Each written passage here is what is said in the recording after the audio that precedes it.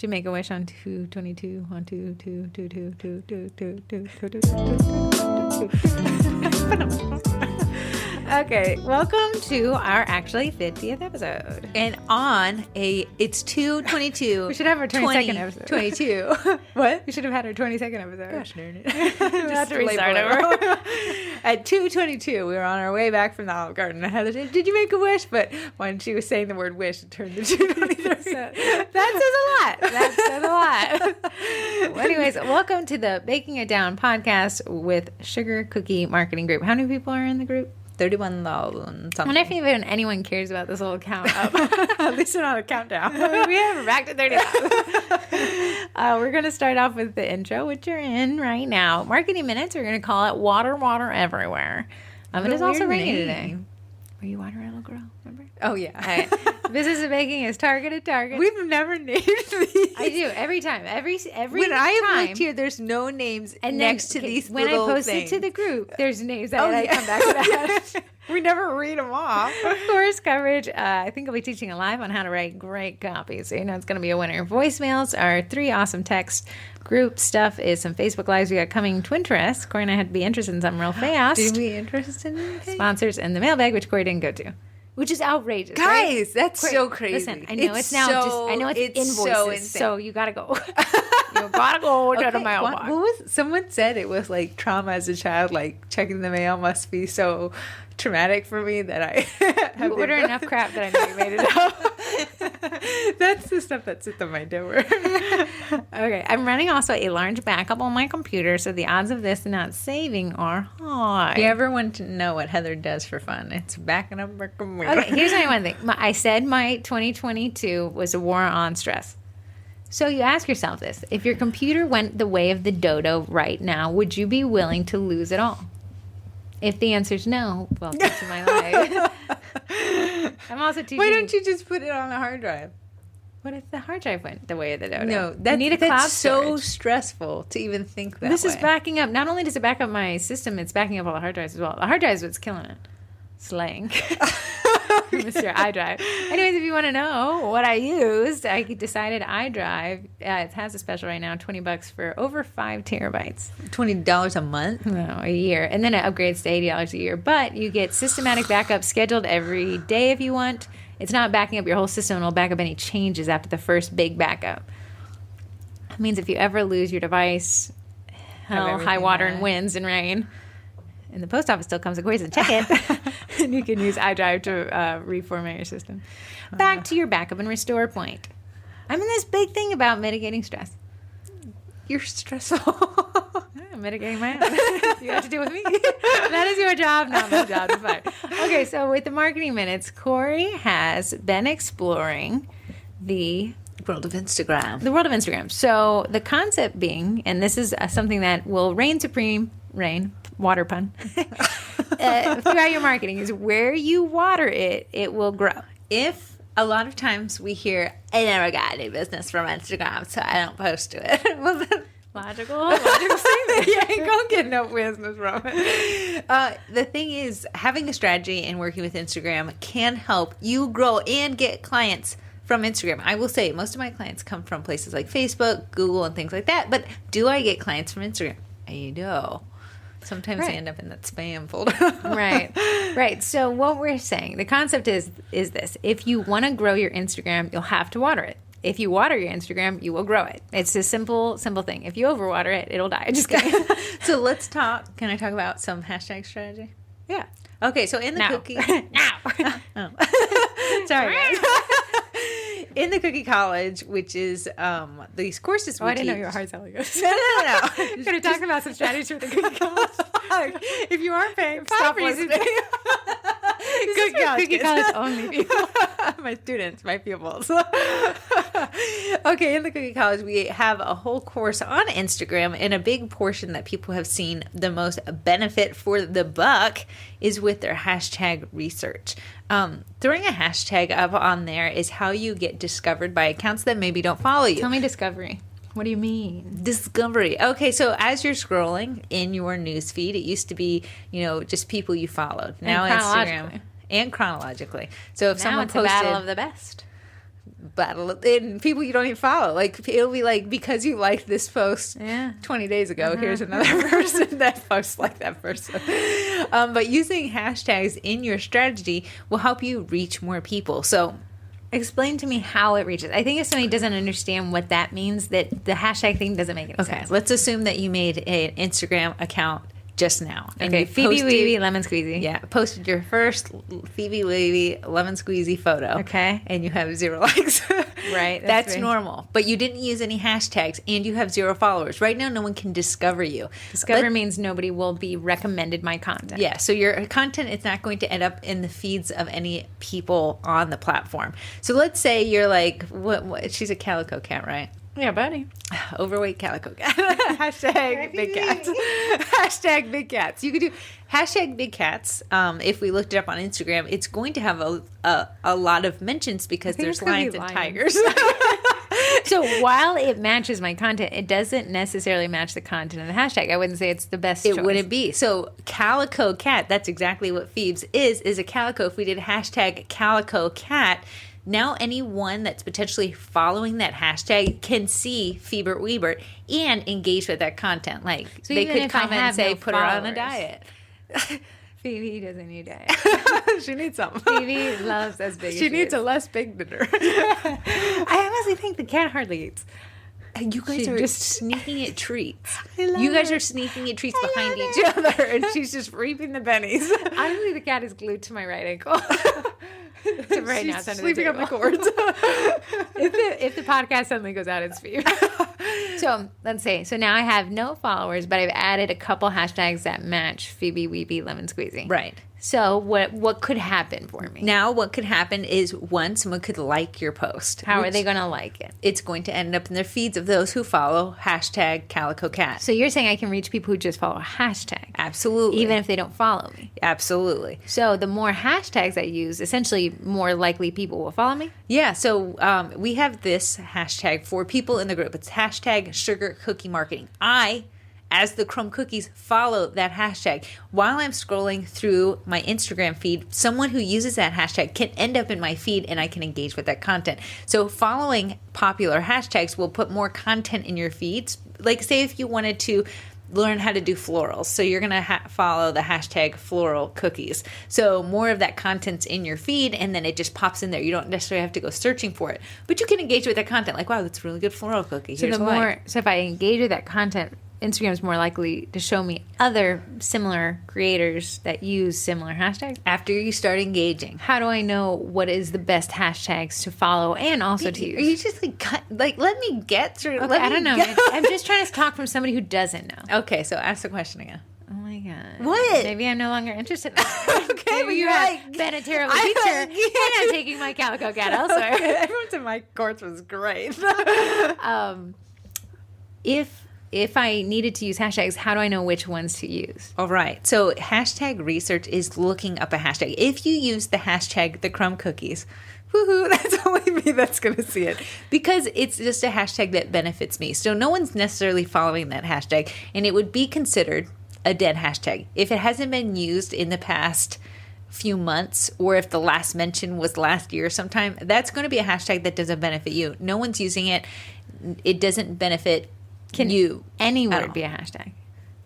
There's some ones that are off limits, but absolutely you can do hashtag follow for follow, the most basic of the basic. So But you're saying I should not use my brand name, Phoebe Weeby Lemon Squeezy, as a hashtag? here's the reason why you do use yours. Oh. So Phoebe, if ready? someone were to ever look you up and just actually, when they look up the crumb cookies, if they don't put the @ signal, the way that Instagram shows it, it'll show tags, people, accounts, and everything like that. So you want them to be able to find you no matter what. What if somebody else uses my hashtag? Yeah, someone else using my hashtag. Team Resi Chap. It's just him and me. So anybody can use anybody's hashtag. Hashtags Yeah, can you be don't used own by a hashtag. So Should you use a hashtag that's extremely popular? A million uses? it's nice to have a good fluctuation of both. You can have up to 30 hashtags in your post, but you want to have some local hashtags with a mix of some popular hashtags. Give me an example of local as it pertains to Phoebe. For Phoebe, it would be Cats of Nova. Northern Virginia is where we live. Everyone in this area calls it Nova.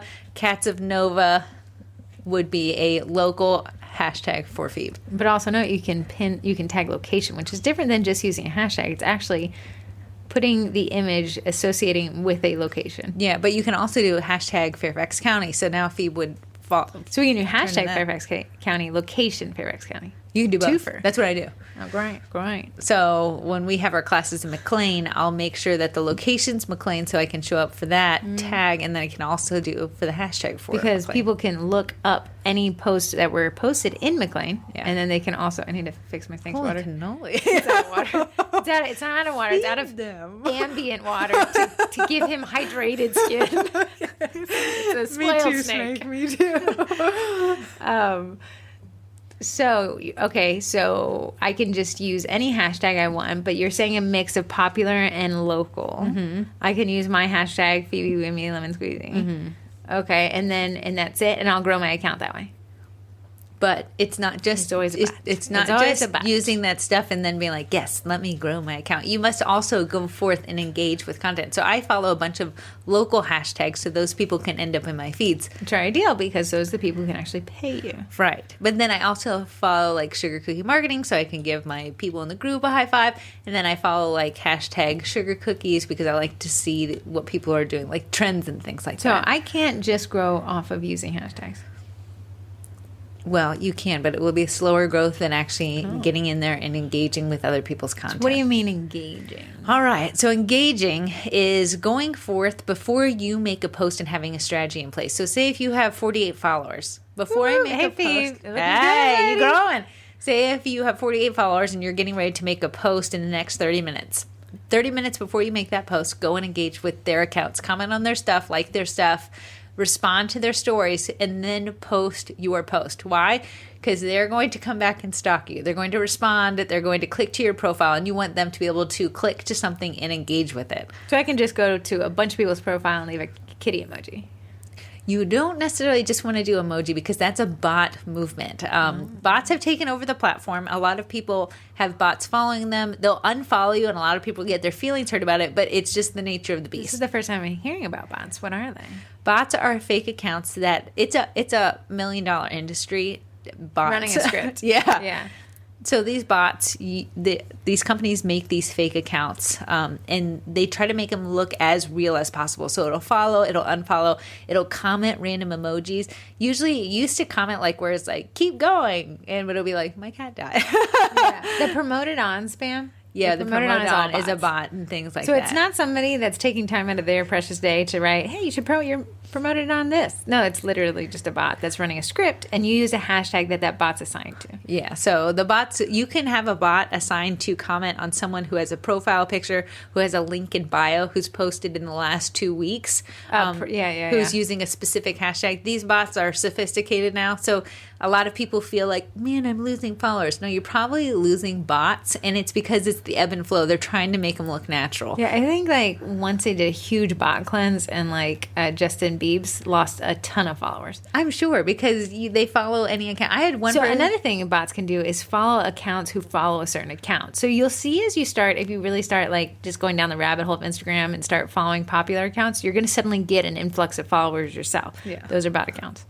And they want you to follow them back, and then eventually in the dark of night, they'll unfollow you, and now their account will be a little bit bigger. Mm-hmm. And you'll have a weird bot account you're following now. I know. There used to be, I had the ability to connect, follow, unfollow, where I could see people that unfollowed me. But now it's so crazy because third-party apps are so like... Instagram doesn't like the bots. It really wants the organic user, and it understands that the platform is being deteriorated by these types of accounts. So while bots still and will always exist, it is harder to create them. I used to do bots. Yeah, we used to do it. We grew my dog's account to 4,500 followers. Sometimes I post to it every once in a while. Yeah, but is that a quality account followership? I said no. A quality account is one that's built off of extremely grassroots, hitting the ground, watering, growing. It's not overnight. It does take work. Posting to it and then just leaving the account for a week is not going to benefit you. There's also a thing. So if account is active, Facebook is more likely to show an active account to other users. So like what you won't see, I call it, what was I calling it on TikTok? Where I made a comment a long time ago, but it's still floating the video around. I don't know what you call it, but I remember you saying like it. Like when you take a pill and it takes a while to dissolve in your stomach. Mm-hmm. Not slow release. Slow release. Something like that.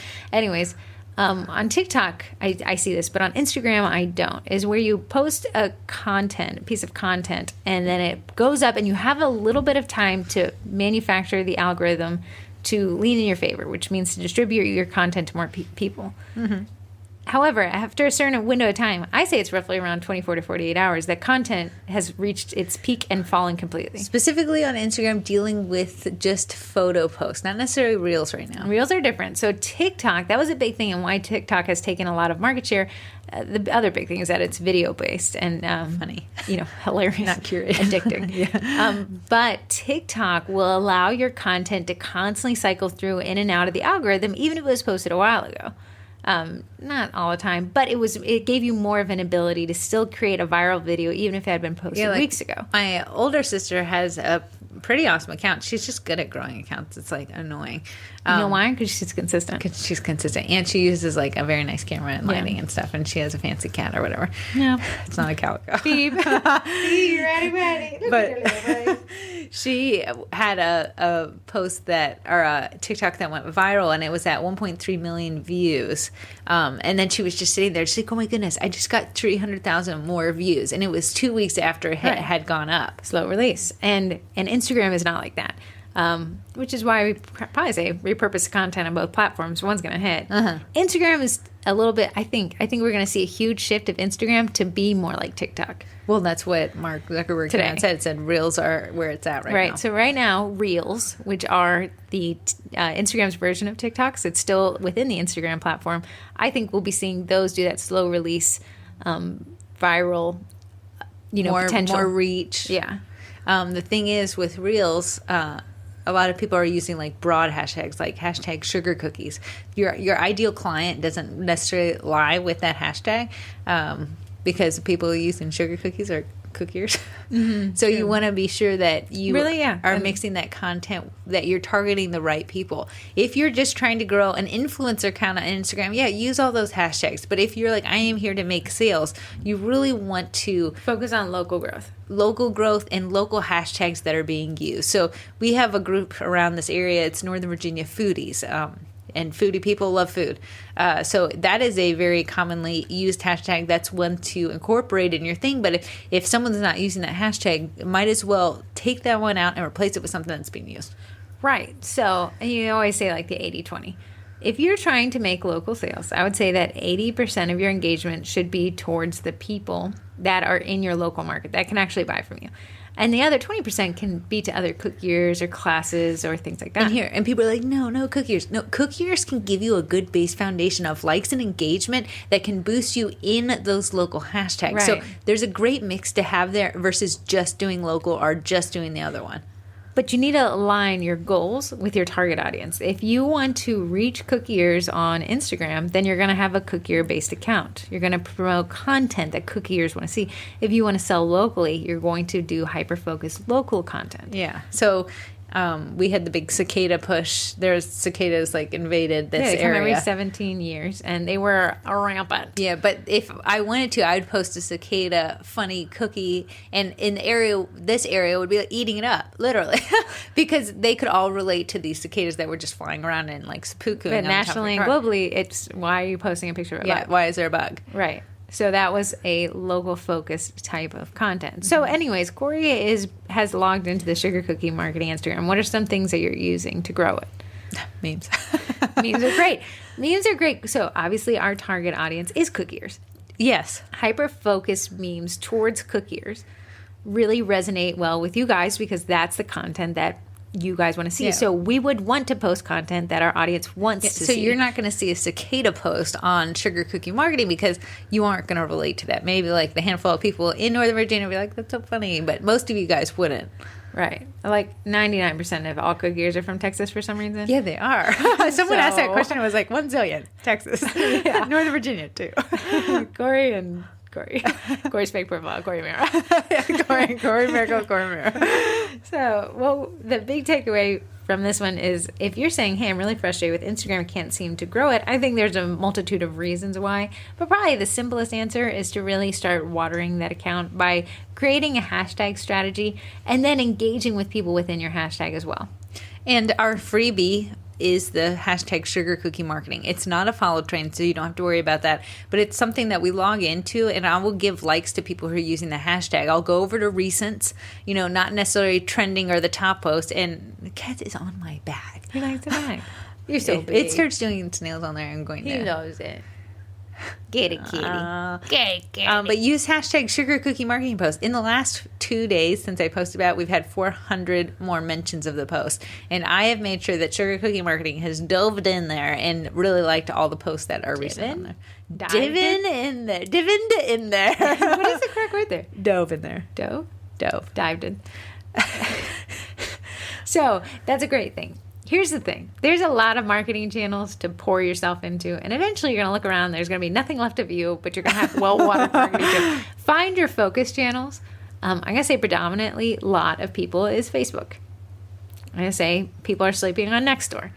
I'm going to say that Google My Business isn't necessarily the networking profile they wanted it to be. LinkedIn is great for corporate orders. Yeah, and then Instagram is great for more of the 20-somethings, the 30-somethings, which apparently they have a ton of money to spend as well. Woo woo. Right, so you just kind of got to, nail down your targets, which brings us to the business of baking. Has anybody heard of Balance of Nature? I don't have cable TV, so no. No, you're not missing out on much. My grandmother loves the news. She is 82, power walks 6 miles every morning. She's outrageous. But every time she listens to the news, I'm in... Look how many packages I have waiting for me at home. Also, that's probably UPS saying, dude, come get it. Why is there so many packages? What did I get? Look, they're all getting wet.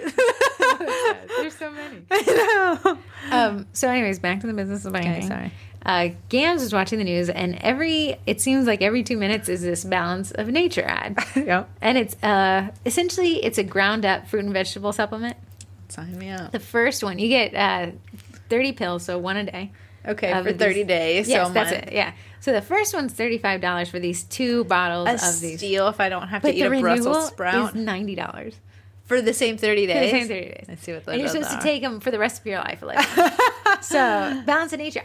The fact that they can run this many ads means it's a total money grab. Like it's a penny per. Oh my goodness! Right? It's probably $1 for a whole 30 of them. And I think they're making $89 in profit. Right.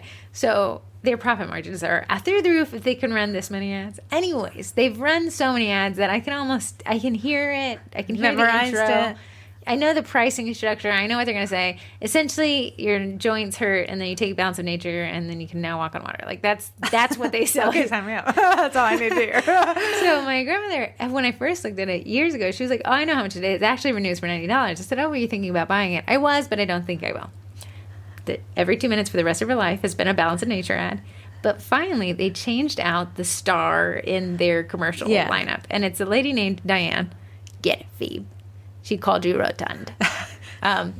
It is a lady named Diane who's probably 76, 78. Okay. So Diane starts, and she's just really nice, a really nice old lady. And she's like, I just love gardening. I love flowers. He was tearing his flowers back. Phoebe. Yep. Got it. People got PTSD from you while they were driving with your elephant. What? They're worried that you're going to make a surprise thing. Okay, she'll be fine. This is not the most attractive bag I've ever seen. It's like you got pre-dumpy. Okay, you remember my Can I have a pre-dumpy bag? My bag that broke that I love? Yeah. Oh, my. What? Okay, come back to the podcast. So, Gam says, Heather, I think I'm going to buy Balance of Nature. I said, what changed? Because you've known Balance of Nature for years. And you've never bought it. You even bought strawberries. Like, she started buying strawberries because she's just like, apparently I need vegetables and fruits. She said, because Diane is close to my age. And looks like she loves a balanced nature. And Gam says, I almost think she could be a really good friend of mine. That's what Gam said. Okay, I'm going to be like, she's to a on paid the TV. actor? Yeah, she's not a paid actor. Gam, she's legit. So Gam said, well, yeah, it just now the message resonates with what I face in my life. My joints do hurt, and I go on these walks, and I do like gardening as well, and so does Diane, my best friend. Like gardening? No. The flowers must she not like her back. About her garden. So yeah, there's a big trash bag on one of the plants outside. It's like, already? She's Yeah, like, no, I I'm saw trying to that. save it. I feel like there was some, like, where people bag up their palm trees. And Anyways, so that is when Balance of Nature matched its target audience with its messaging. Beautiful, beautiful money-made music appears. And that's what I'm challenging you guys. So a lot of people don't have their target audience selected, and their messaging seems muddled. Yes. They are like, everyone has a mouth. Everyone can buy it. Right. So it's kind of like, okay, I don't know if I already paid my penance and bought the Girl Scout cookies for my friends' kids. Like my cookie deal. Yeah. Is that like cheating on you that I bought? Yes.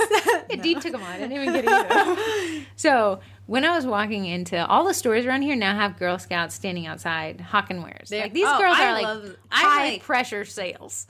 They are. They're about to sell me a car, a watch, and a box of Samoans. They're just like, come on over. Okay, so now let's take them as an example. If you have a Girl Scout cookie and they're not looking at anybody directly and they're just saying Girl Scout cookies or not even saying anything at all, it's just the table with the messaging, it's easy to walk past them because the messaging isn't directed at you. Yeah.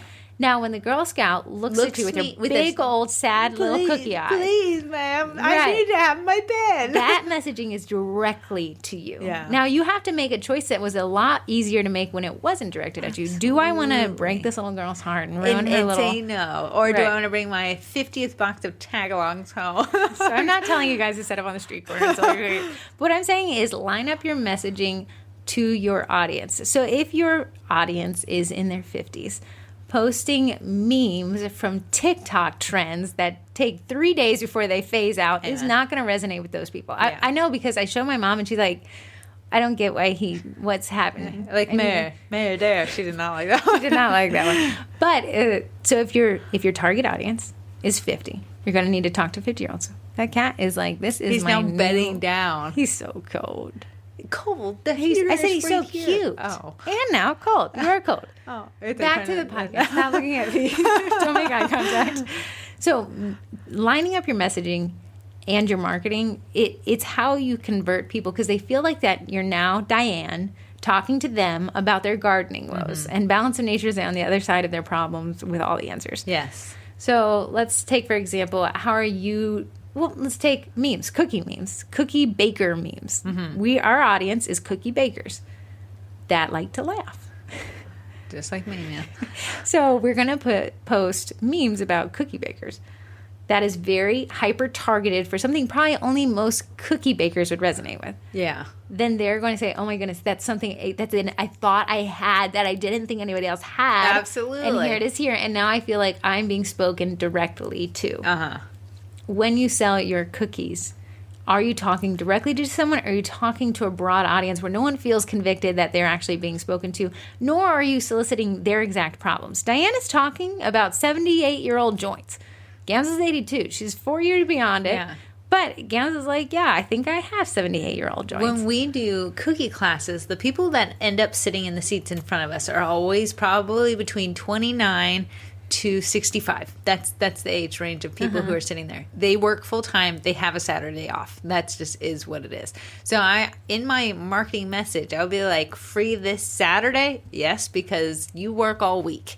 Want to get away from work for a bit? Sign up on Saturday for this class. I'll say, probably, dare I say, 98% of the people who have attended our cookie classes are women. Yes. So what Except if my for this past messaging? class, we had three men in it was there. a Valentine's Day Yeah. thing. So what if my messaging was like, "Hey guys, what if I was constantly talking to men, but the only people in my class were women?" I'd have a very confusing message for my target audience being women, but now I'm only talking to men. Well, I need to sell to men. Hey, listen, I don't have enough time in the day to sell to everybody, so I'm going to sell to the most likely. That means my little tiny eensy weensy marketing budget will be able to stretch a lot farther when my messaging matches my targets. Yeah. Yes. Give me those pills, my Bounce and fruity pills. Go eat you a strawberry and drink you a water. How many strawberries? Does would anybody I remember have when to? Corrie like swore? No, listen, You guys. know what I'm saying? I've been having 3 giant things of water a day. It's not quite like the recommended daily, but way more than it used to be. Okay, that's good. Oh, Crazy because as everyone soon says as- kidney stone pain. As soon as I wake up, whole thing of water. Okay. Midday, whole water, and right before bed, whole water. Do you do it because you remember the kidney stone pain? I'm doing it it said I would wake up more But energized. don't you remember the kidney stone pain? You said I would rather almost have died than face that Yeah. again. And now guess what? Every day I take a cranberry pill supplement. That's not going to float you. No, buddy. it said this for little your- cranberry is pulling your whole body. It said like drinking a whole cranberry juice. The things Corrie will do it doesn't involve actually doing. So, okay. So our marketing minutes and our business of baking. Baking Bake. This is Newish for the sponsor. code twist. The business of baking and the marketing minutes are a little bit a mesh because you'll want your Instagram targeting to be towards that specific audience. Whether that be a local audience, I'd say, hey, nail it down a bit farther. Is it a local audience in Fairfax? How old are they? Do they have kids? Do they work full time? Do they commute? Do they work from home?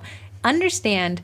I was trying to talk to a client the other day, a potential client, and I was trying to wrap my head around her business model. And I said, listen, if you could only talk to one customer for the rest of your life, tell me exactly who that person is. Yeah, She started with a range. I said, that would be a lot of people. Like, you have to do one exact person. And it's so crazy because some business owners are like, no, I can't nail it down. Everyone's a potential client.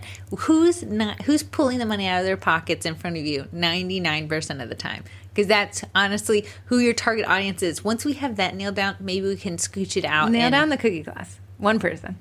Tell me who they are. She's a retired nurse. She's around 65. Her husband's the highest end of our age range? between 60 65. You think when that's do you the majority? retire? I think that I think our I'll work audience till the is day I in- die. I guess it could be 65. Yeah, they're all talking about how they retired. They're all getting ready to retire. This one person. Okay, go on. Tell me more about her. Okay, she's always getting ready to retire, but wants something fun to do in her retirement. It can just be a hobby, but she's like, maybe Yes, I'll absolutely. What? I might sell it too. I might sell it too. So that's a good one. So, and if our messaging is always to that person, yes, our audience will start skewing towards that. She's just nailing it that bag. You get it, Phoebe. You get it. You should get people to follow you on Instagram the same way you're getting that bag. Hey, Yeah. Little quatsy watsy. hey. Okay, back Okay, to the she's box. She's down. She's down. Yeah, so let's say that our entire cookie class marketing now skews to this one individual person. We're talking directly to Shelly. My message would say, looking for some side income in retirement, here is a cookie class for you. But then people are like, but what are the people not in retirement? We're going to get them in another aspect of our marketing. Not everything's going to be about a retirement opportunity. Hey! Balance of nature. It's complimentary on your first visit. But you guys get the point. Just really lock down that target audience as if you're talking to one person. If you can't describe down to the age, gender, kids, work environment, location of your audience of one person, you're too broad. There, I said it. You broad. Shut it. You broad. Man, we got really down and dirty with the business. There was no jokey colonoscopy. Can I tell you one thing? Someone messaged me. I told her I was going to mention it. Yeah. In my Instagram DMs, someone horrifically emailed me and said, I'm laughing at your colonoscopy story. I used to be a nurse in the GI unit of the hospital, and I want to tell you, like, the anesthesia you think you went under is not, like, true anesthesia. Like, it's just enough to make you forget this event ever happened. She said, but oftentimes patients will talk the entire way through it. It's horrifying. I said, new fear unlocked. What could I have said? Right. I'm not really happy with the service here. We're talking about it on the podcast. Oh, I was Okay, fun to say. moving along to the Cookie College. What did we cover in the Cookie College this week? What was the Wait, course you I did just Canva. dropped? Oh, yeah. We talked about like going from I don't know what Canva is, but I know I need it to I can create marketing materials that match. Is that the cat on the door? No, she's now on the cords. I kicked her. I'm so Now she's going out the door. I'll let you go. I'm so sorry, honey. Phoebe. I'm so sorry. on. She doesn't love you like I do. She doesn't love you like I do. Okay, Phoebe was leaving. I'm sorry, Phoebe. I'll follow you on Instagram. But yeah, I talked about Canva. Canva is a nifty little app. My big takeaway is Did you do the free version or the paid version? we only worked in the free version, Oh, but my nice. big takeaway is that I would recommend paying for it. Should we pay for it? You can actually get for other people, not us. We're not spearheading this whole. Someone in the college did. I said at the end of the course, it says, hey, you can post it. I'm not going to delete it. But yeah, you can get 4 other people. So a Team 5-person of 5. plan. And everyone would pay $23.98 a year. to one person. I recommend getting paid up front, the policy. And at the end of that, you could cancel the plan. Let's say if somebody dropped out and everyone goes back to free plans, but it doesn't delete any of their designs. And you don't share designs. You can share them within your team. Yeah, but you can keep your designs to yourself. Nice. So it's pretty nifty. I think Canva really shook up the market. It is valued at what? $40 billion. You would never hear from me again. If you're wondering what the cookie college is, because Heather didn't really touch on it, Sorry. and it's my favorite thing. Sugar cookie marketing is a wealth of knowledge. There is endless knowledge in there that's absolutely free. Once you've gone through all that knowledge and you want to take it up a step, this is what the cookie college is. Kick it up a notch. Kick it up a notch. Turn the oven on. Saying you haven't seen it, but So the Cookie College is 50, I think 5+ courses now. We keep adding about 3 or 4 each month.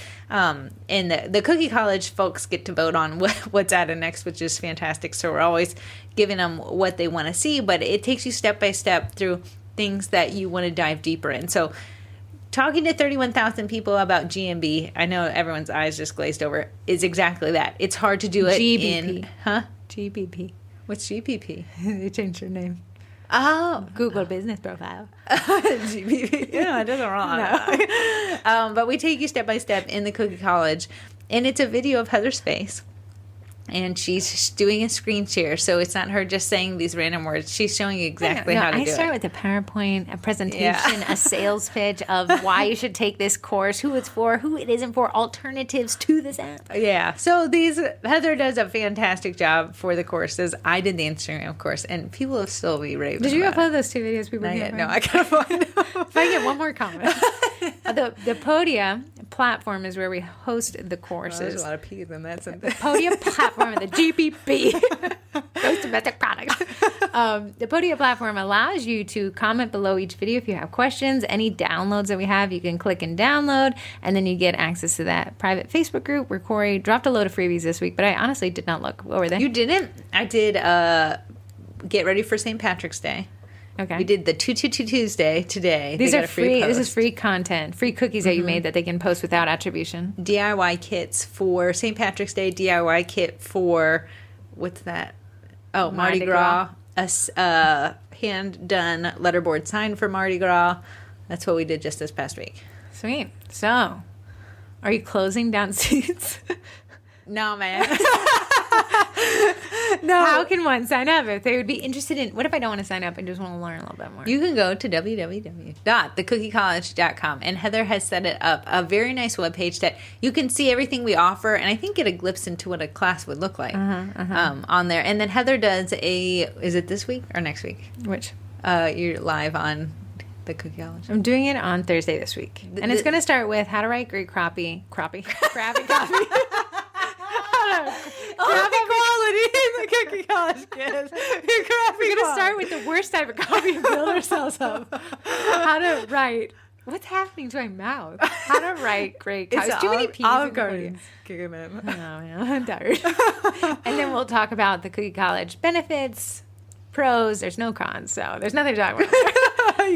So yeah, if you guys want to just take a little quick class on how I write copy, we actually use formulas. I'm going to grab my favorite formula from the Cookie College course, and we're going to talk about it for free in the Sugar Cookie Marketing group. I'll post that event up here by the end of the day. Better be. If I have to check the mail, you gotta post that. Oh, so I never. We did have a live today that has been postponed. Right. You're getting ahead. I know. Sorry. That is wild. That is not on the docket. Anyways, if you guys want to sign up for the college, we are not closing the door for now. For now. But that doesn't mean the door will always be open. Get you some blueberry medicine. Balance of nature. Okay. Balance of nature should pay me commissions for this. No one's Give me one free capsule. Okay, voicemails. We actually have 3 text. Somebody, Patty from Springfield, Virginia, which is right down the street. Do you know every state has a Springfield? Yeah. And there's a lot that have Fairfax. That's why I have to do favorite expert. I know there's in Arlington, Virginia, which I need to go There's to. in In Arlington, Texas. I was where my phone's like, okay, it'll be a 5-day trip. I'll get there when we get there. Hi, ladies. I'm a very small cottage baker because I have a full-time job. Give private music lessons in the afternoons and evenings, and then I moonlight my cookie business. Anyways, I wanted to share something that happened with a family with 2 students I give virtual piano lessons to at 2 separate set scheduled times during the week. In the fall, the brother began calling in late, if at all, to the point where I'd have to text his parents letting them know I was waiting on my end. He'd soon call in. In January, the sister started basketball, and there were days she didn't show up, and when I texted the parents, I would get the, oh, she's still at her game, can we reschedule? I ended up saying no. I don't have any extra time this week, and I'm sorry. I immediately emailed them a copy of my policies that states that cancellations require a 24-hour notice to be eligible for rescheduling. I did not reschedule, and I did not refund. Guess what? The following week, I got a 24-hour notice text for both kids, and I was able to accommodate them into my schedule. And guess what else? They have both since showed up to their lessons exactly on time every time for the first time in months. I know I had been flexible in the past, but I started feeling resentful and taken advantage of. My time is super valuable, and I don't think people realize that I put that specific time aside for them. I could have been doing something else at that time, and now the window's lost. All this to reinforce the concept of teaching your clients to respect your policies and stick to it. They will treat you the way you allow them to. Thank you for advice and encouragement. It applies beyond cookies. Your Springfield neighbor, Patty. Love you both. Aww. Patty, that is awesome. That is a great message. One part I really liked. People will treat you the way you allow them to. Okay. Which means we can't be resentful. If we allow people to walk all over us, they only did what we said they could do. Absolutely. You let someone add a change after they've paid, and it is technically a tier up for you, and you think in your mind, I'll just do it because it will salvage the sale. I don't want to cause ripples. I just rather the money. Then when they do it next time, Can't be mad. you're going to get resentful. It's the natural progression of things, but they're just doing what they were been trained to do. I always say, like, dogs are a great representation of boundaries, not feet. Feet's like kick feet. My dog, sweet baby Ray, and his lack of boundaries. it has no boundaries. So look at a dog. A dog cannot communicate with humans. It cannot talk. All it knows is what is it allowed to do, and it got in trouble for it, and what it did do and didn't get in trouble for it. It operates off of what you said yes and no to. To incentivize the dog, you give it a treat. To unincentivize the dog, you either... A lot of people seem to yell at them. No, bad Ray. Right. Or whatever people do to punish their dogs. What do they do? You wouldn't know because you don't punish yours. Your baby. Yours has no clue what the word no means. So look at dogs. If you let the dog on the couch and then suddenly yell at the dog for being on the couch, the dog's like, I'm so sorry, you just let me. Confused. Your dog would because he doesn't know. He's never allowed it anywhere. Like the past 6 years of my life. My entire dog life is not on the couch. But the same way with our clients. We told them they could get on the couch and suddenly we're upset about it. Can't be upset about it. You told them they could get on the couch. They got on the couch like they knew to get on the couch. And now you got a client sitting on the couch. Right. Ray has... When I first got him, chewed up a shoe. Of course, no, you bad little dog. Oh, that's the first time and last time I ever heard it. But he doesn't chew up a shoe. Now, if there's a shoe, like, is just, like, in a... Like, he'll put his face on a shoe, like, tempted. The temptation. I do that with donuts. I'll be like, Ray. But he knows because he got in trouble that one more time. And Now, let's say you let Ray dig into it. Oh, absolutely. You're going to undo the doing. Same with your clients. Your clients are dogs. I'm just kidding. Okay, the next text, you want to take that one away? Text 2? Text number 2 from 224, near India, where that is from. Give me a Google. Yeah. Hi, twins. So I took your advice to heart, and I am planning my Easter pre-sales now. Way to go. I'm blocking off time to make sure I really promote my products. I was wondering if there are any marketing strategies for when to push certain items. So do I feature pricier items 4 weeks out and then maybe push DIY/PYOs as it gets closer to Easter? Is there a strategy to getting buyers to commit weeks out versus last minute? Thanks for any tips. I'm going to make some ears bleed. It's from Illinois. Illinois. This is a great question, Illinois. I would say that to answer the last one, is there strategy getting buyers to commit weeks out? Yeah, Corrie and I love to say we book about 10 days out from classes. It isn't a lie. It is true. But if we always add that to the end of our post, people kind of get the idea, oh, if I need to place an order, I need to place it now. Mm-hmm. And then you can start adding a bit of FOMO as you're getting under the 10-day threshold. You can start going to numerical values. We have 2 seats left. First come, first serve. These usually sell out, so grab them while they're hot. Yeah. And there's a different pricing strategies for, do you list your cheaper ones first or your more expensive ones? If you list your cheaper ones first and people start seeing them being grasped up, you can cause a little bit more of the FOMO because they don't want to end with a $50, Easter basket. I would write that into the marketing as well, saying like, these are a fan favorite because they're one of the cheapest things I offer this Easter. Yeah. So get them. I definitely will sell out. So you say you could put the cheaper ones first if you wanted to. Hey, my PYOs were early birds get the worm. Selling these first. If you buy now, you're guaranteed to get them, and then start doing your pricier things. And it will lead people to have that FOMO. But there's also price anchoring, which Heather talks about. But if you do your higher priced thing first, they get the sticker shock, and then everything after it that's cheaper is like more of a deal. That's true. Then There's it's a lot of no help strategies. for you. All right. Looks like you get a test your marketing. Another thing I always think is like, as much as we want to pre-sell the expensive stuff, people understand that closer to a holiday, they pay that surcharge of holiday. I had someone who messaged me, like she messaged me on Thursday for an order on Sunday, so I couldn't do it. But she was like, "Hey, I know it's going to cost me an arm and a leg, but I need some cookies, man." And I think that like if you did save maybe one of these more like platter type of things closer to Easter, I think people are like, "Oh my goodness, that would be perfect for my party." Easter. And you're like, "Hey, this is around what are platters? 100?" Depends how many cookies are in there. They get big though. They can. So you say it's $100. They understand it's a couple days before Easter. You run the risk of not selling it, but guess what? You get for Easter. Cookies. Or do a giveaway. That's always the thing is like, I know if you have anything left over, just turn it into a quick giveaway. I do. And I make somebody tell me facts about themselves so I can use it like later. In your CRM? Your CRM? My CRM. I'm like, how are the kids doing when they order? That's great. That's a great idea. Voicemail number 3 is a text from the 734. 734, looking it up. Okay. Hi, Heather and Corey. I have a couple questions for you. My first question is, I am trying to become more of a desktop business person. Washtenaw County, Ann Arbor, Michigan. Oh, yeah. At the end, it talks about Michigan. Oh, yeah. Forgot. Hold on. I'm trying to become more of a desktop business person. After taking photos on my iPhone, I'd like to have the best quality when transferring them to my desktop. And email doesn't seem to be cutting it nowadays. Do I have to hook up my phone via cord, or is there a better way to do it? Do I use the cloud? I'm at a loss here. I'm just basically want to be efficient and want to use my time wisely. So I'm going to answer this one first because there's multiple questions in it. Heather likes this one. Great question. Use the cloud. Google Photos comes free with any Gmail account, whether we're paid or free. Recommend the free one.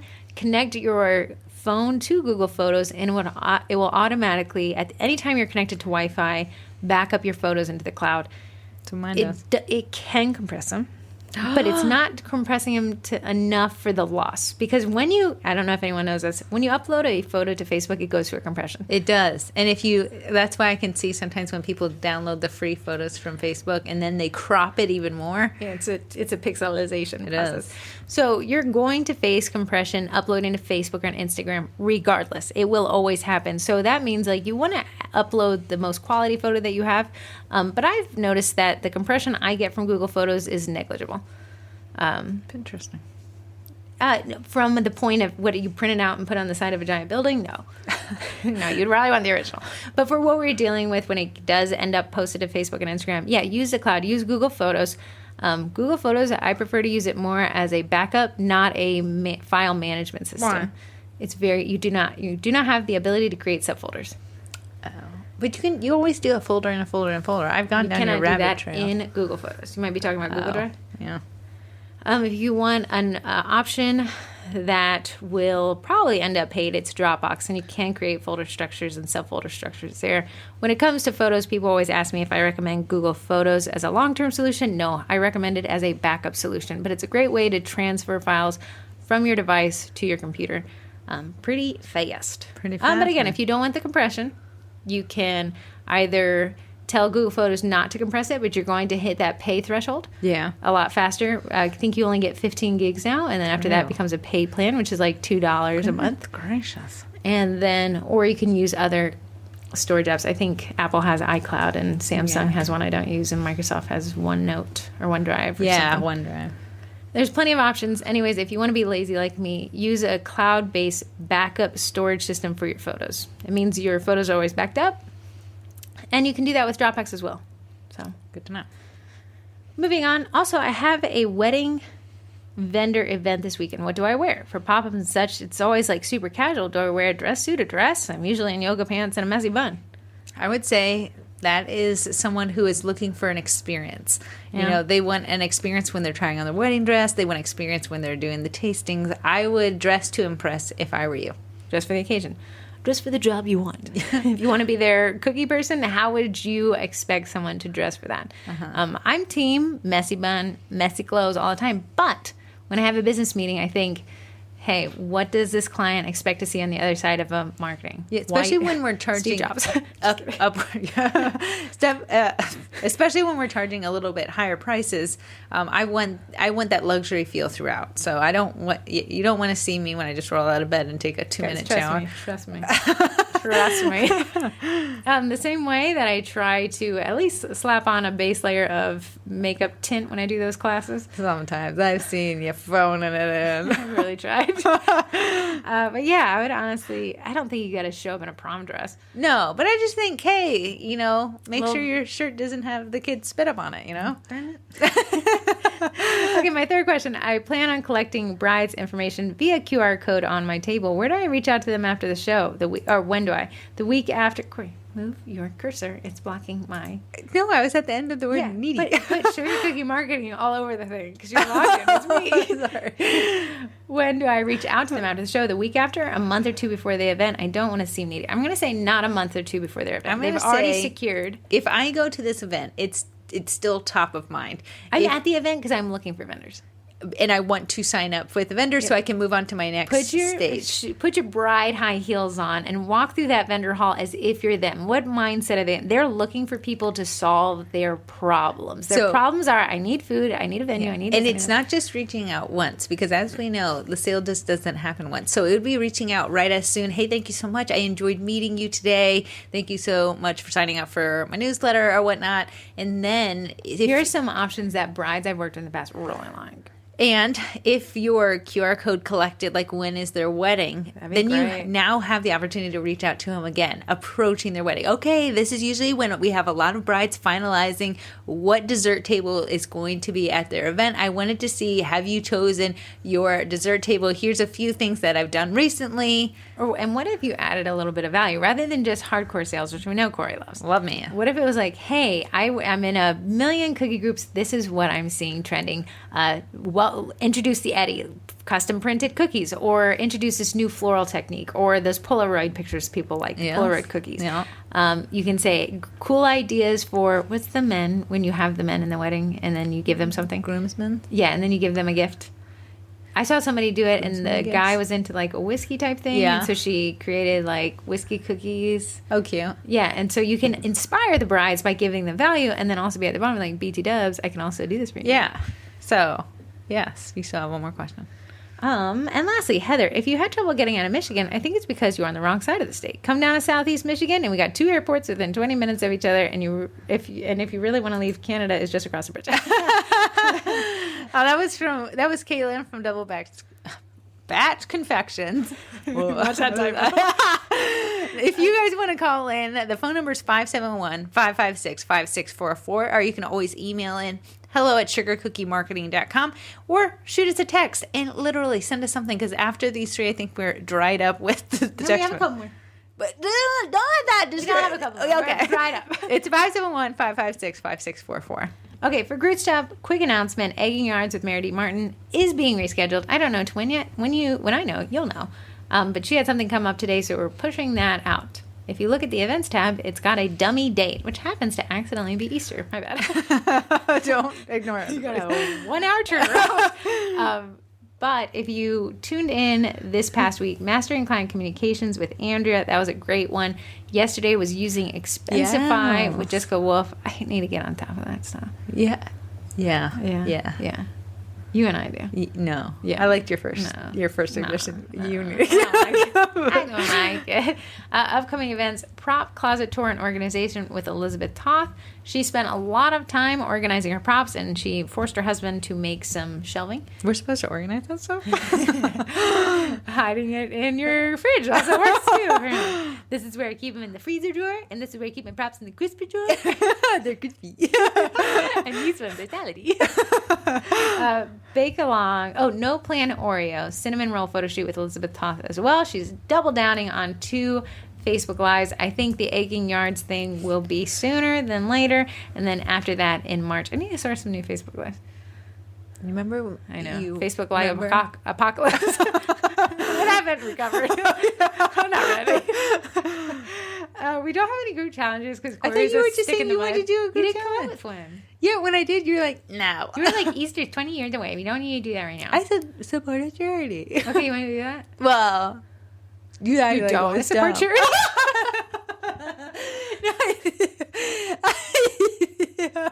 I do. So do you want to head that one up? Come on with a catchy name. I gotta figure it out. Okay. Okay, moving on to Twinterest.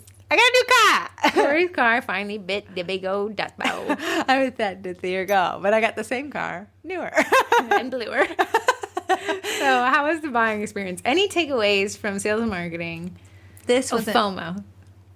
Oh, it was FOMO. The guy. Corey knew. saw the car listed on Thursday night. Okay, this is also Corey's buying decision with the car was in less than 12 hours. Hey, I know what I want. All right, so on Thursday night, the car was you have listed. to say I have been looking around for months. Yeah, a year and a half. Yeah. So Corey knew what she wanted, had priced it out anyways, whatever.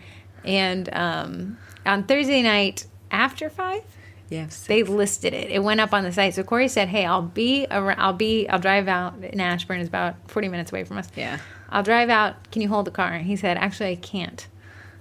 These cars are flying like hotcakes. People want these cars. You want to buy a watch?" And Corey's like, "I'll buy a watch and a car." Anyways, he said, "I can't hold the car. It's first come, first serve. So if you get here before anybody else does, like, you can potentially test drive it." Corey drives up. It's being driven away. Turns out it's being driven away to get gas. I was there before the dealership opened. I sat there right in front of the Dow. That was great. So Corey gets in there, whatever, buys a car. But you said that while you're there, they had listed 3 Honda Odysseys, the minivans. Yeah. And these, apparently, y'all want Honda Odysseys because they're the biggest reliable. There was none for me to even look inside. Almost makes me want a Honda Odyssey. I don't even have kids. I don't need a van, but everybody. So he said that they listed 3, and within hours, people are calling saying, "I'm driving from Richmond. Please, I'm coming."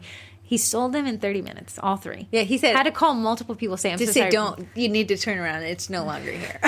It's just crazy. We also live in a crazy market here. There's a lot of people and apparently no resources. No cars. Right. So anything else that you took away from it? Being assertive. If you are unsure of it, if you act like you don't know, they'll treat you like you don't know. But I said, like, they came up to me, I said, "Bro, I used to sell cars." And as soon as they said that, they're like, "All right, okay, all right." Why don't you take it, like, wherever? Yeah, I couldn't believe he let me. He just said, "All right, take it out." He said, "I'll see you when I see you." I said, "See me in about 4 minutes," because I am swift with my decisions. Little did that guy know who he had on. I gotta get my kid. But yeah, that What's was your an interesting one. I took Heather for a drive and I wasn't ready for the speed. It's the exact. So Corey bought the same car again that we had before. It's the exact same floor plan. So much that a couple Christmas ago I got you those hard floor mats. WeatherTech floor liners. Those are. If you $200 bed. Those were they're awesome. They're slippy. I will buy them again. They're slippy. Yeah, someone did spray them down with the slippers. But because they did not change the size and width and length of the car, they fit right back in. I know. So I got to save you $250. That was nice. For my Twinterest, okay, you guys remember that I have this war stress, right? Yeah. So I'm taking a stress test. Oh yeah, Heather ordered the wrong one. I ordered a metabolism test. We got a refund this morning. But I think that a lot of us Did you order me one? Yeah. They're not cheap. You better be thankful. How much was it? 130 on Oh sale. my Oh my goodness. God. It's stress me Oh to place the my order. I'm just breaking even at this point with stress. I think a lot of people sit with stress all around them and we don't do anything about it. We let it sit in the very back of our mind and push it really far away, and it looks real small, but it's always there. So I'm mitigating stress. It's a short-term cost. It is not fun at all for long-term benefits. So what they say, raise your heart rate 30 minutes every day. Sleep 7 hours or more every night. When my And be dog licks consistent. his hand, it's very hard. Okay, this means Corey's dog sleeps in a room. There you go. He has no boundaries. When the night we got him, I said, he's a dog. the night we got him, my husband was like, no, he can't sleep in the room with us. This is a little baby. So we just put him right outside in the Just living you, room. baby. And then and that Nate went and got that cage, and that dog has been with us ever since. All right. Silently got him. But if you truly wanted to mitigate stress and you cite Ray's hand licking as a potential sleep deterrent, dog should get a boat. Dog should get a boat. He's the doggo. And you have a whole other house you can sleep in. So this anyways, is what I call my dog. Little Pomor dog. Okay, that's how Corey talks to him. I said, little Pomor dog. Nobody knows what you're saying. What do you call the cat? But yeah. This is what she says. Also, what do you call Nate? What do I call him? You can't say weird things on the phone. It sounds similar to these other things. I think I call him Pumpernickel too. Yeah, you guys are weird. They talk almost in a weird language of the pumpernickels. He's hungry. Yeah, very short sentences. Who's going to take the dog out? Whenever Corey says goodbye to me, this is how she said the phone. That's how Corey says goodbye. You say Mert too. Well, now I have to. It's like the internet. No, that Mert. That's how they call. You're gonna sign up the On your podcast today live, with me. on your live, you need to say Mert. So anyways, my war on stress is Corey and I will be taking these stress tests. We have to finger prick 4 times. 4 times. So I have a test once. 4 times on 4 different fingies 4 times at 4 different times a day. But I'm sure you're gonna want to at 4 split it different around. times of days. 1 time. 4 times one day. Because they want to see your cortisol or Throughout cortisol the levels day. throughout the day, and they take an average of it. It's making me sweat right now. It's a little fingy pricky. I don't know. Don't pretend Nate or Ray, Nate, that you're Ray. Nate's her husband, Ray's her dog. Ray's her husband, Nate's her dog. She's a dog. Okay, so anything's just more stress. So Corey and I are going to take this stress test kit, and then at the end of the year, do it again. And if Corey wants to keep her stress, by all means, have your dog lick his arm on it. But I, for one, am going to be stress-free.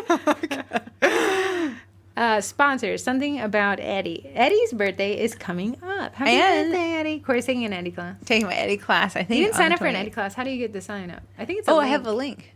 Okay. They emailed me They'll and never said, see hey, it. you've never taken this course. Oh, really? You've never done this class. You would take it? I said, damn yeah. I gotta say, Eddie, as far as customer support, at the time of purchase, is bar none. So you can buy an Eddie, and then some guy will FaceTime you through your computer and kind of teach you everything you know to get started right off the bat. And I know that they just pushed out a patch. They've only pushed out 3 patches, so I guess it's pretty reliable. But they say, people keep pushing the machine, and we're pushing out more patches that help I think the machine that's perform better. honestly fantastic to not have something that just is ancient in a year. I don't want to dog on ink edibles. I don't even know about them. I think they have some pretty amazing machines. But I've heard that people are like, both of the machines are really awesome. It's just the ink edibles doesn't have the customer support that it does. So customer support, especially if you need assistance. And there's a that's all group. So if you're researching Eddie, join that specific group. They got quite a lot of people Over in 10,000. it. Yeah, over 10,000. And you can see the people's troubleshooting, cool things people are pushing Eddie to do, the pros and cons that people are experiencing, and you can make a better decision that way. Yeah. He's not cheap, though. $3,000. $3,000. Next is Bakety Bake, which we already know is Royal Batch. And I did actually see a comment thread in our baking group, so I did want to comment on that. Someone's like, I always put corn syrup in my royal icing. Do I need to continue doing that with Royal Batch? And the answer is no, unless you want to. For that information.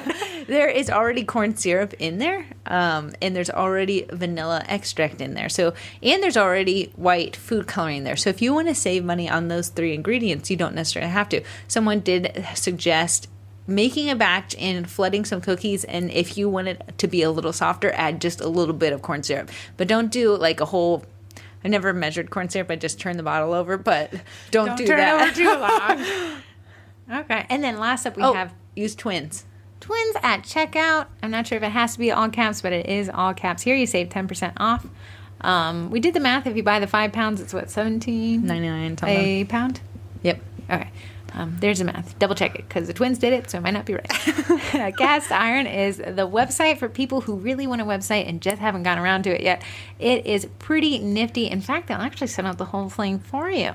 Is Cast Iron going to be at CookieCon? Yes. I think so. Yes. Yeah, so Cast Iron allows you to set up a website for $0 up front. You just pay a fee per sale. So essentially, to even test out the platform, it costs you nothing. Bonus, they'll set it up for you, and that costs you nothing. If you guys want Cast Iron to do the heavy lifting for you. Oh, didn't you do a collab with them? I did. This is my last collab with them for St. Patrick's Day. Oh, that's cool. So St. Patrick's Day, you can now just click a button and add I think so. DIY kits that you haven't had to order anything yet right to your store. Allow people to order it, then turn around and buy the supplies. So you don't actually have to waste time and money trying to shop around the concept that may not hit with your target audience because your messaging is messed up. Refer back to the other podcast. So those are our sponsors. Thank you so much, sponsors, for allowing the podcast to continue. Appreciate you. Love You really honestly keep the podcast going. The podcast is a lot of work. I have to deal with Heather all of Tuesday, and we have to hype ourselves up to record ourselves. And to get up the energy, to lower the energy to get to the podcast. So we honestly appreciate everyone who listens. We get this little report each week of how many people listen, and it's literally neither an up or a downer. either upset or happy. But we appreciate everyone who puts up with us. And Bye, guys.